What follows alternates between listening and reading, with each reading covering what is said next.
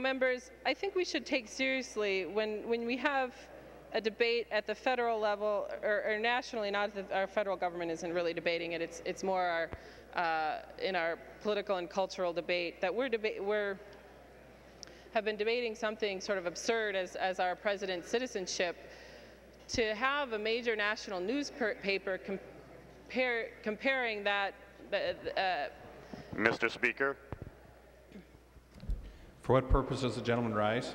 Point of parliamentary inquiry. State your point.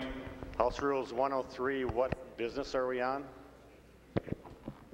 We are discussing House File 1010. The gentleman from Olmsted.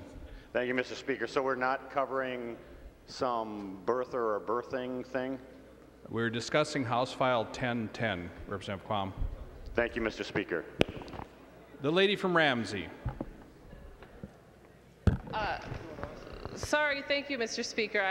I'm definitely debating the conference committee report because one of the positions of the report is founded on climate change denial, which a major national newspaper just compared to in terms of its ignoring of overwhelming scientific evidence or evidence of any kind to the birther debate that we've been having in this country. And I think, to be fair, they're both really unfortunate debates. I think the birther debate has gotten to the point where it's kind of humorous, and it's unfortunate because it does undermine our president, and I think, and the institution of the presidency, and I do think that's unfortunate. The climate change denial, I think, is worse in that it ignores, I think, one of the biggest challenges of the 21st century, and to do so because because of various ideological positions and not wanting to change some of the things that we would need to change to address this,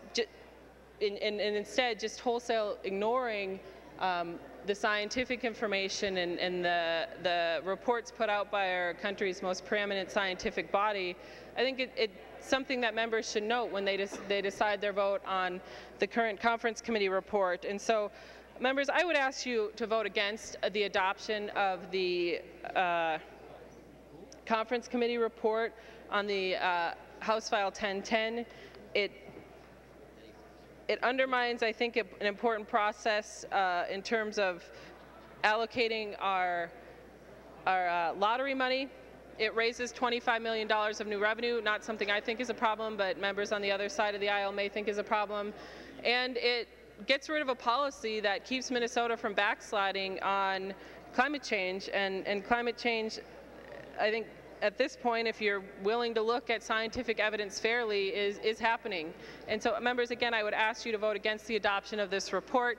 And I'm happy to discuss the recent information coming out about climate change further offline with any members. But again, I would ask you to vote against the report, adoption of the report. I think it doesn't help us move forward into figuring out a final budget solution, and in many ways would be moving us backwards.